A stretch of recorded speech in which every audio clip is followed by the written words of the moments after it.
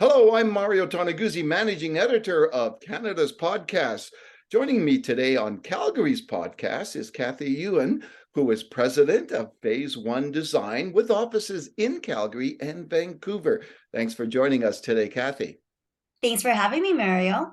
All right, let's chat first of all about your business. What do you do? So I own Phase One Design. We are an architectural and interior design firm, and we specialize in designing homeowners' dream homes. So whether it's a new build or a major renovation, that's what we do. We help our homeowners get there. Tell me a little bit of the history about Phase One. How did you start it, and more the why? Yeah, sure. So we've been around for 17 years. I feel really old when I say that. Wonderful. Yeah. Thank you. But yeah, so the why. So my background is actually construction project management. So one of the big whys of why the company got started was on the project management side, I saw a lot of disconnect between design and what I'll call the more practical side of the business, which is essentially having projects on budget, on time, as well as just being buildable, like from a construction standpoint. So of course, like a lot of entrepreneurs, founding stories, I thought we could do it better. We're like, oh wait, we can come up with a business that maybe can address these issues that I saw at the time in the industry. So that was part of the reason why Phase One Design was born. So we wanted to be the design firm that was able to not only deliver a beautiful design, but do it within a construction budget, do it within the context of being on time, like the overall time frame of the project, as well as buildable. Hmm. So your interest in homes, in architecture, where'd that come from? And did you always have this as a kid, or did you develop it over time somehow? Yeah, like I mean, I think I was always really interested in homes and like home design. I think one of the big, kind of going back to the whys though, was really for me, it was leaving a legacy. I really want to, and I since I was like a kid, I've always wanted to impact other people's lives and really, like on a small level and also like on a large scale, right? So always, I always talk about leaving legacy. So like, what are people gonna say like long after I'm gone? I know that sounds really morbid, but yeah, like just making a positive impact in other people's lives. So in terms of like being able to be part of a dream home project and a home design project, in my opinion, we are making an impact in people's lives. Hmm. What's a favorite, one of the favorite types of homes you've designed? Oh my God. Okay, that's a trick question. That was really hard to answer. My favorite, oh my God, I love them all for different reasons, but I know you're looking for like an answer. That So, like a specific answer, right? No, Um, it's okay. I just thought, you know what, if there was one that popped in your head, I think a home, what I love, and to be honest, my style and what my preferences change all the time because I see so much new stuff out there. But I think that a home, like when my favorite type of design is when you walk in and it just feels like really good. Like you just feel like you just want to hang out there in that space and spend a lot of time, entertain, have family and friends over, and yeah, just somewhere you want to, a space that you want to be in and just makes you feel good. yeah. I guess in this field, right, a lot of creativity obviously involved, right? And where does that come from? Like, where do you get inspiration? Well, I think most of our designs are inspired more so by our clients because everything we do is custom. Yes. So a client would come to us and they have their vision, which is for me that it's really exciting just to see somebody else get excited about what they want. And then in terms of like the creative side of things, I mean I know this sounds kind of cheesy, but like the world is an inspiration, right? Like you can walk down the street and I don't know, see like a cool shape even in like nature, let's say like let's say you're literally like walking through the park and you see something cool and you're like, oh, maybe you can pull that into design Yeah. or like a color scheme, or even like other architectural buildings, like there's so many examples of great design out there, and it doesn't have to be like just actual like architectural buildings. It can be anything really that you see out there in nature, Hmm. yeah, or anywhere. So Okay, not to get into the age thing, but you know, you brought it up. Okay, Okay, sure. but I'm just thinking, going back in time, like you obviously were fairly young when you started the business. What were some of the key challenges you faced starting a business? Yeah. So I was 26 years old when I started the business. And of course, like a lot of people in their 20s, you think you know everything, Yeah. which is good. I think it's really good that you're naive, right? You're like, oh yeah. And I actually remember thinking to myself when I officially quit my job, my full-time, my really, really good full-time job slash career at the time. I remember thinking to myself and saying out loud, "Is like, yeah, how hard could it possibly be to run a business?" And of course, you're like in for a crazy surprise, right? Like I thought I was going to work like way less hours and make all this money and it was going to be super easy. But yeah, some of the key challenges I would say is like really just not knowing what you don't know. And I think if you're familiar with the book E-Myth, they talk about working in your business versus on your business and Yeah. like and yeah, so I think a lot of entrepreneurs and small business owners, when you first start, that's all you do. You're working in your business, and you don't even understand the concept of working on your business. And even if you did, you wouldn't even know how to do that. So you don't have the business smarts or the business skill set. So you know how to do day to day, Yeah. but not the business side. So for me, I would say that was our largest challenge. And yeah, like even something as basic as like, oh, I need to do a source deduction submission to the CRA as part of payroll. Like, what is that? What's the source deduction? Right? Just like simple thing. Well, now to us, it's simple, but back then it wasn't, right? So I literally read every single business book I could get my hands on. What little money I had, I spent them all on books. Like back then, it was like hard copy Yeah. books that you would buy from like chapters, like so I spent a lot of time in chapters, and just consuming as much information as I could possibly get. Yeah.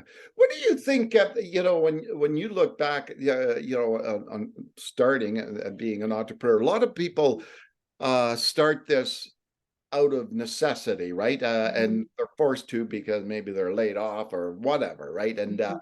but it was a choice for you, right, to do this. And was it scary to leave something that was, I guess, secure, for lack of a better word, right? For something that you don't know where this is going.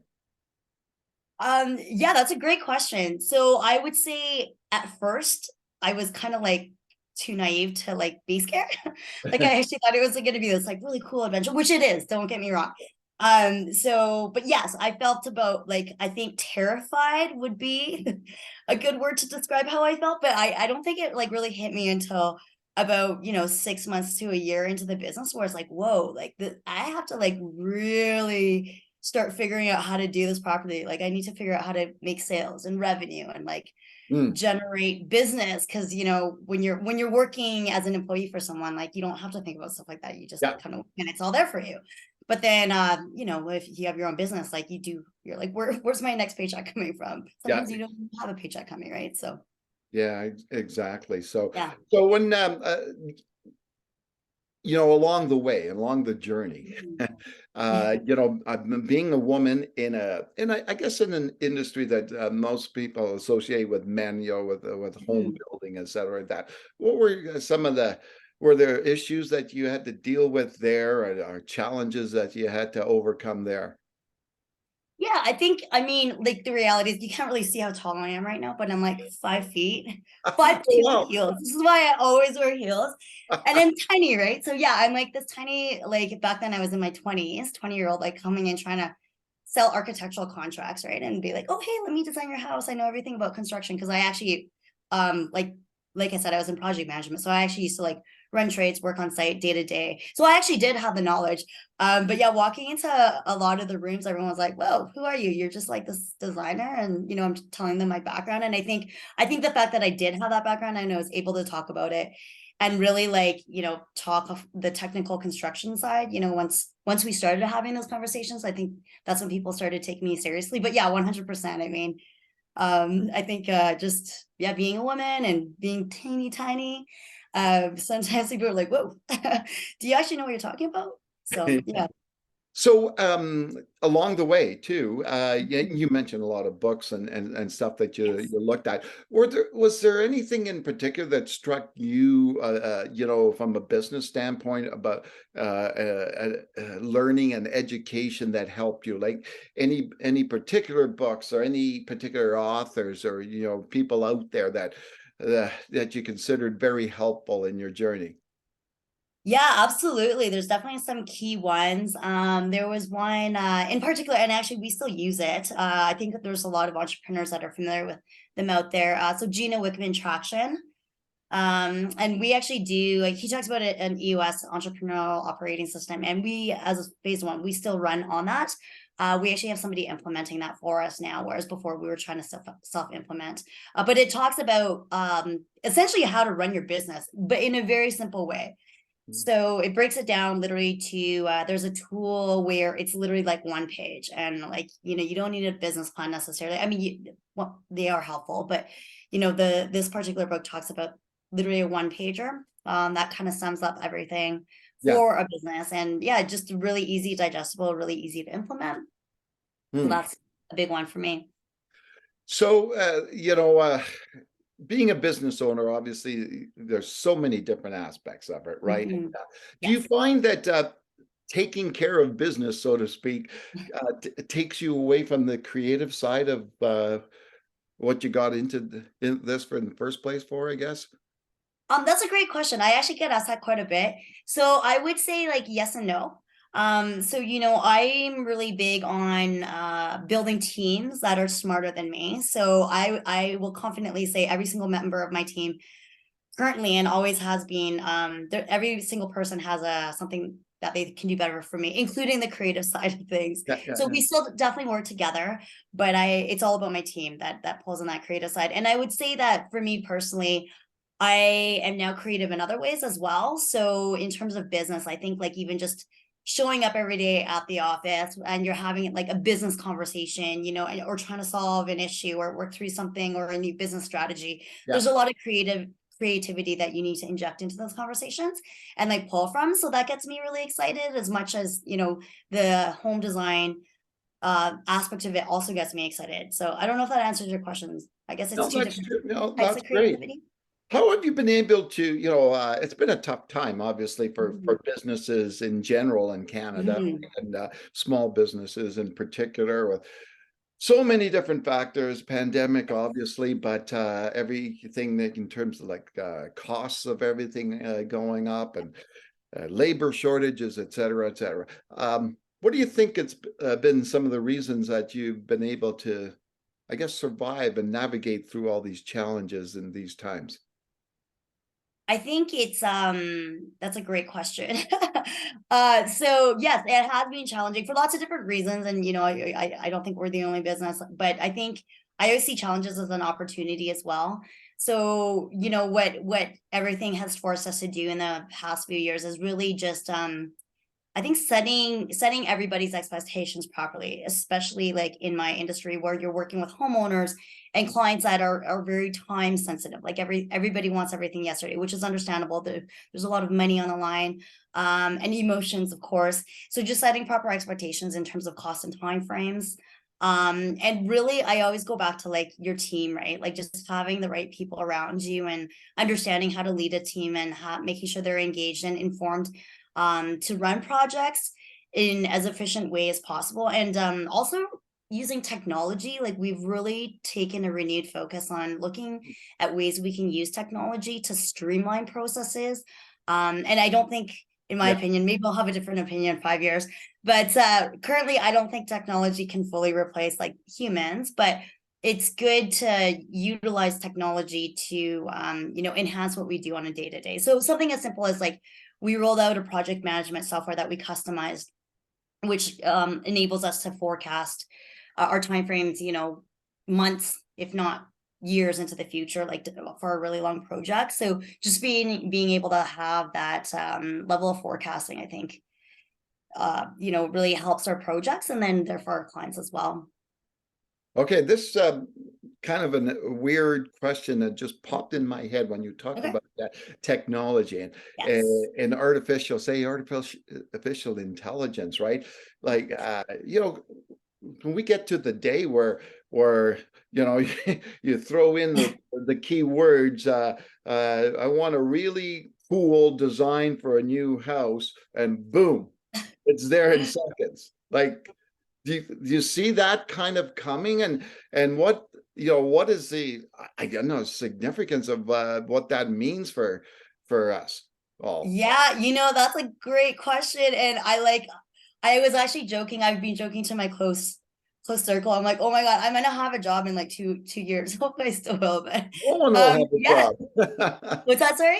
I said no one will have a job. I won't. Right? I'll be a robot sitting here asking you questions. But nobody can take your place, Mario. Come on, let's be real here.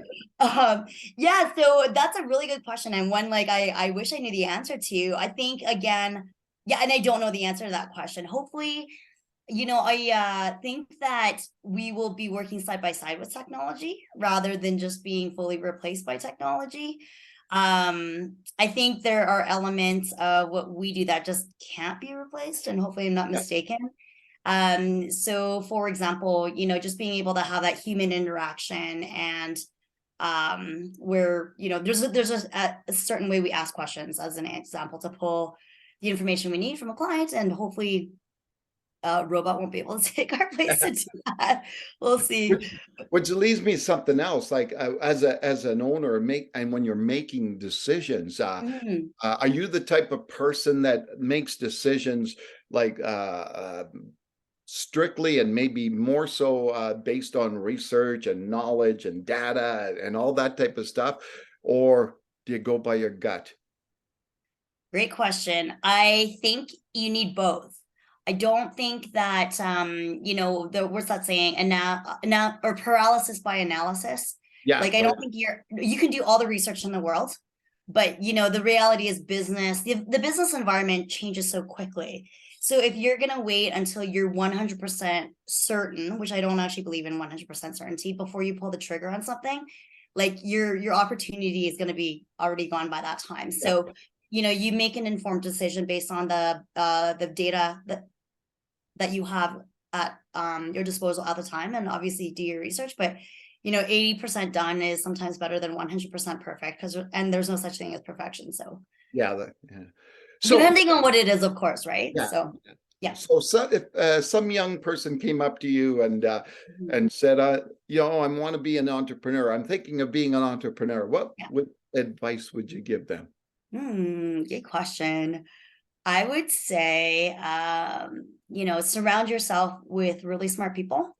You never want to be the smartest person in the room, in particular in key areas that I think again a lot of startup entrepreneurs don't know, including myself. So, for example, like finance and legal and even like strategy, right? Like just surround yourself with as many smart people as you can. Get a really good mentor, or ideally multiple mentors out there. Be prepared to work hard, and when the going gets tough, just stick in there. I think really business at the end of the day, it's a lot about the hard work and tenacity when things just don't go your Yeah. way. Just keep at it.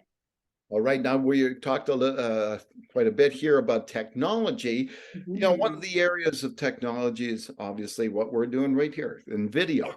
And I know that you're a big fan of video and using video. Tell me how you use video for your business. Yeah, so I love video because I just think it's engaging. So how we use video specifically. So I have a YouTube channel, Dream Homes with Kathy. So we talk about basically everything you need to know about dream homes and answer, all the frequently asked questions. I think it's really good because it delivers a lot of information out to people who need it. And, on a YouTube channel, viewers can consume information like kind of at their leisure.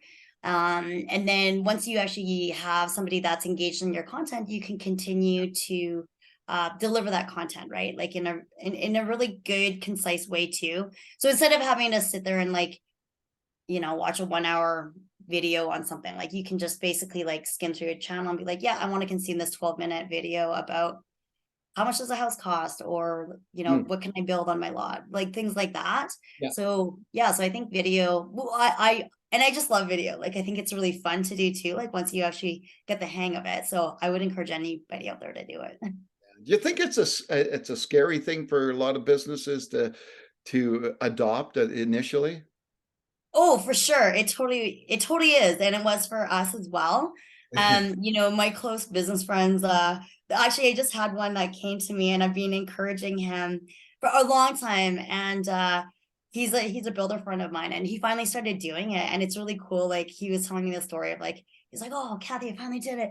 But it was cool because he actually saw his metrics go up, like on and the level of engagement on all of those platforms. So he's kind of bit the bullet and just did it. And somebody gave me some advice about this a long time ago, which is kind of crazy, but it's true. They're like, okay, you know what? When you first do video, you're gonna suck. So the sooner you just start sucking and being like really bad at it, on the other end of it, one day you're gonna wake up and be like, oh, these are actually starting to be like pretty good. So yeah, just start sucking and then one day you'll just be good. Like you. So tell me a little bit about yourself, Kathy. Now, obviously, being an entrepreneur, it's busy, in many ways, 24/7 for many entrepreneurs. What do you do to relax outside of work? I love anything new. So like I call it adventuring. So, and that can be like something really bold and exciting, like traveling and like going and seeing new places, to like even some nights like I'm kind of in this mode right now where I just want to chill at home and do nothing. But by that, like, you're still out there trying new recipes. I don't know, maybe you stay at home and like cook something new. So basically anything new, anything to do with the outdoors, I love. I love dogs. So standing open invitation, anybody out there with a French bulldog that needs a doggy sitter, I'm always open for that because I just love hanging with dogs. So that's another cool thing I love to do. And then also I really right now, kind of in the background, I'm working on a nonprofit initiative for affordable housing. Okay. Which that'll be an announcement that we're going to be making. It's a big, hairy, audacious goal of mine, BHAG, not just of mine now, it's actually one of phase one. So stay tuned. Okay, and I see that on your bio you're involved with a Horizon Housing Society. Sorry, and tell me about your interests there and or why. Oh, okay. So Horizon, yeah, I was on the board of Horizon. I'm no longer. I actually had to resign because sorry, I need to update that. But yeah, again, just back to affordable housing. So that's what Horizon Housing was doing. And yeah, I had to resign from the board because I started Vancouver office, so I just wasn't able to commit anymore. But well, I guess maybe I'll give you the sneak peek. This will be the first time it's out there in the public. So as part of one of our strategic planning sessions for phase one, we actually decided that one of our 10-year goals, we think it's going to be 10 years. We haven't quite defined the timeline yet, but we actually want to enhance 1 million lives around the world. And that means either humans, or we said lives specifically, so it could be like humans or maybe like animals or something. We think it's going to be in the form of like affordable housing or something. We haven't quite firmed up the details, but that's our BHAG, that as a company, we actually want to go out there and start doing that. And we're just in the process of starting a ticker to count 1 million. So it's a pretty ambitious goal, but it's one that gets not just me, but like my entire team super excited. Excellent. All right. Well, Kathy, I really appreciate you taking the time to speak with us today. Yeah, thanks so much for having me, Mario. It was good to see you. Nice to see you again too. And that was Kathy Ewan, who is president of Phase One Design, with offices in Calgary and in Vancouver. I'm Mario Toneguzzi, managing editor of Canada's podcast. This has been Calgary's podcast. Thanks for joining us today.